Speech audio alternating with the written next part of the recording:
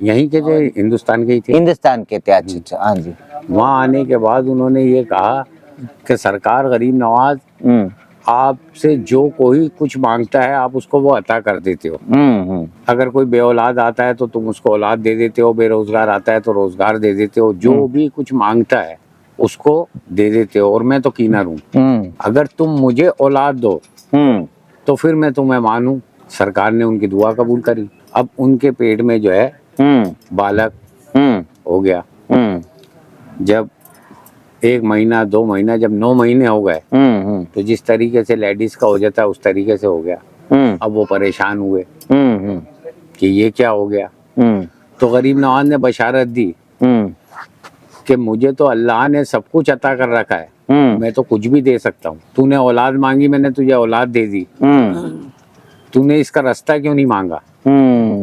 तो बाद में ये हुआ कि उनका पेट चाक हुआ और वो बच्चा पैदा हुआ। कि वो किन्नर भी जानते थे कि ख्वाजा से जो मांगेंगे वो अता कर देंगे। अगर मैं औलाद मांगूंगा तो मुझे औलाद भी दे देंगे।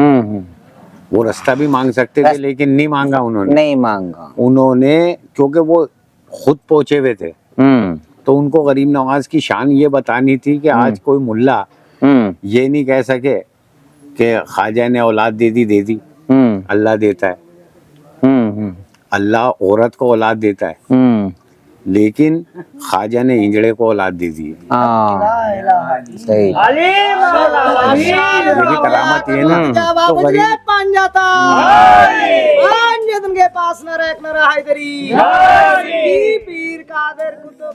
हाँ दोस्तों, आप सबको पता है अजमेर गरीबुन नवाज शरीफ जो हमने दरगाह में वहाँ गए तो आप सबको एक आश्चर्यजनक एक बात पता चलेगी, क्योंकि वहाँ ये किन्नर भी माँ बनने के लिए चली थी। आप सब सुने हो वो कहानी। आइए हम बाबा जी से पूछेंगे, जो वहाँ के खादिम जी हैं उन्हीं से पूछेंगे, जो गद्दी नसीन है वहाँ के जो अजमेर के, उन्हीं से पूछेंगे। बाबा जी अस्सलाम वालेकुम। वालेकुम अस्सलाम। तो कहते हैं कि ये किन्नर भी जो अजमेर गरीब नवाज उनसे दुआ की थी, मुझे कुछ भी नहीं चाहिए, मैं अपनी पेट से मैं एक बच्चा जन्म देना चाहती हूँ, ये मुझे वर दिया जाए बोल के उन्होंने एक वर मांगे थे उनसे। ये बात सच है? बिल्कुल सच है। हाँ जी। जो कीनर थे वो वहाँ आए गरीब नवाज के अंदर। वो कहाँ से आए थे? यहीं के थे, हिंदुस्तान के ही थे। हिंदुस्तान के थे, अच्छा अच्छा, हाँ जी। वहाँ आने के बाद उन्होंने ये कहा कि सरकार गरीब नवाज आपसे जो कोई कुछ मांगता है आप उसको वो अता कर देते हो। अगर कोई बे औलाद आता है तो तुम उसको औलाद दे देते हो, बेरोजगार आता है तो रोजगार दे देते हो, जो भी कुछ मांगता है उसको दे देते हो। और मैं तो कीनर हूँ, अगर तुम मुझे औलाद दो तो फिर मैं तुम्हें मानूं। सरकार ने उनकी दुआ कबूल करी। हाँ। अब उनके पेट में जो है बालक हो गया। जब 1 महीना 2 महीना, जब 9 महीने हो गए तो जिस तरीके से लेडीज का हो जाता है उस तरीके से हो गया। अब वो परेशान हुए कि ये क्या हो गया। तो गरीब नवाज ने बशारत दी कि मुझे तो अल्लाह ने सब कुछ अता कर रखा है, मैं तो कुछ भी दे सकता हूँ। तूने औलाद मांगी, मैंने तुझे औलाद दे दी, तूने इसका रास्ता क्यों नहीं मांगा। हाँ। तो बाद में ये हुआ कि उनका पेट चाक हुआ और वो बच्चा पैदा हुआ। अच्छा। फिर आज भी उनका मज़ार अजमेर शरीफ के अंदर जो है ताड़ागढ़ के पीछे पहाड़ी कहलाती है ताकत सैयद। ताकत सैयद के ऊपर गरीब नवाज की जो साहबजादी हैं हजरत बीबी हाफिज जमाल, उनका चिल्ला इबादत की जगह जहाँ वो बैठ के इबादत करती थी, उनके वहीं उनका भी मज़ार है और उनके बच्चे का भी मज़ार है। अच्छा, ये मामला वो तो वो किन्नर भी जानते थे कि ख्वाजा से जो मांगेंगे वो अता कर देंगे। अगर मैं औलाद मांगूंगा तो मुझे औलाद भी दे देंगे। वो रास्ता भी मांग सकते थे लेकिन नहीं मांगा उन्होंने। नहीं मांगा उन्होंने, क्योंकि वो खुद पहुंचे हुए थे। तो उनको गरीब नवाज की शान ये बतानी थी कि आज कोई मुल्ला ये नहीं कह सके कि ख्वाजा ने औलाद दे दी। अल्लाह देता है, अल्लाह औरत को औलाद देता है, लेकिन ख्वाजा ने हिजड़े को औलाद दे दी। सही। ये भी करामत ये ना, तो गरीब तुमके पास न रह न रहा इधरी पीर कादर कुतुब कलंदर। गरीब नवाज ने अपने आप को जो है उसकी मर्जी के अंदर इतना फना कर लिया कि जब उसकी मर्जी के अंदर कोई फना हो जाता है तो अल्लाह कुरान के अंदर फरमा रहा है कि मैं उसके हाथ बन जाता हूँ, मैं उसकी आंख बन जाता हूँ, मैं उसके कान बन जाता हूँ, मैं उनकी जुबान बन जाता हूँ। उसमें और मुझ में कोई फर्क नहीं रहता है। तो अपनी सारी खुदाई इनको दे दी है। क्या है मोइनुद्दीन, अब जो तेरी मर्जी चाह तू कर। क्योंकि कुरान के अंदर भी ये जिक्र है फकीर का। जब हजरत मूसा अलैहिस्सलाम से एक औरत ने पूछा कि अय मूसा तुम अल्लाह से बात करते हो कोहे तूर पे जाके पूछना हम दोनों मियाँ बीवी बुढ़े हो गए हैं, हमें औलाद होगी कि नहीं होगी, हमारे नसीब में है या नहीं। जब मूसा अलैहिस्सलाम कोहे तूर पे गए तो अल्लाह से सवाल किया, या अल्लाह इस तरीके से मिले थे, उन्होंने औलाद की पूछा तो अल्लाह ने कहा मैंने उनके नसीब में औलाद नहीं लिखी है।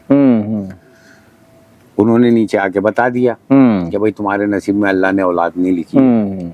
वो खामोश हो गए, मूसा चले गए। थोड़ी देर बाद वहां से एक फकीर गुजरा, उसने सदा लगाई जो एक रोटी देगा उसको एक औलाद मिलेगी, जो दो देगा उसको दो मिलेगी। उस औरत ने 7 रोटियां बनाई थी, उसने वो 7 रोटियां अल्लाह के नाम पे उस फकीर को दे दी। उन्होंने गिनने के बाद कहा कि जा तुझे 7 बेटे होंगे। वो चले गए, उसके 7 बच्चे हो गए। फिर कई साल बाद मूसा अलैहिस्सलाम का गुजर हुआ तो उन्होंने पकड़ लिया कि मूसा तुम कहते हो मैं अल्लाह से बात करता हूँ, झूठ बोलते हो। तुम तो कह रहे थे हमारे औलाद नहीं होगी, ये तो हमारे बच्चे हैं।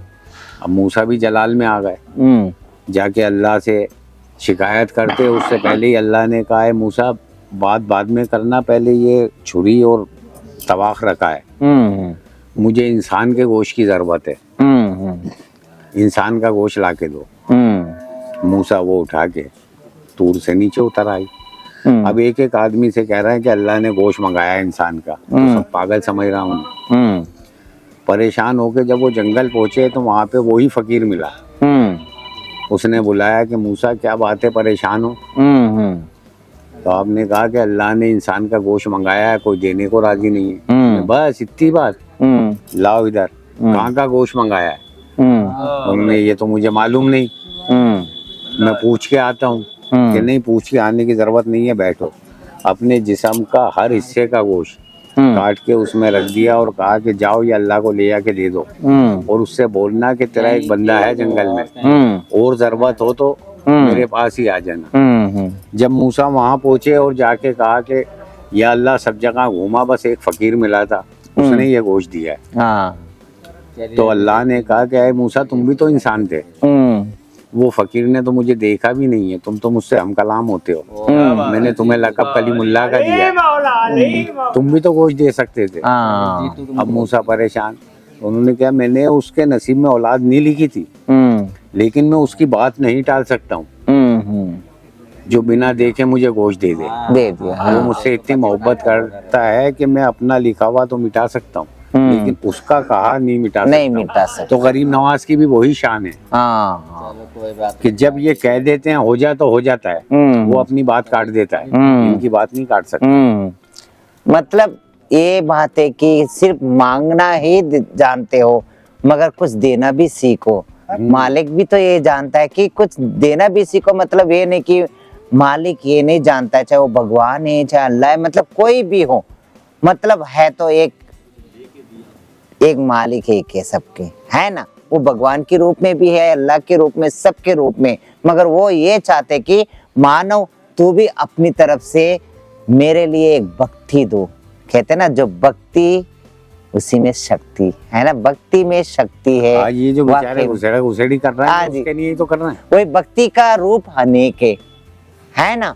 यही सच्चाई है दोस्तों, और आप सब समझ लेना ये भारत है और भारत के अंदर ही यहाँ सब कुछ मिल सकती है, जो सबको मनाने वाले। ये भी तो सोने की चिड़िया है ये सोने की चिड़िया है हमारे भारत। हम सब भारत के और भारत ये है। और जय भारत, जय हिंद।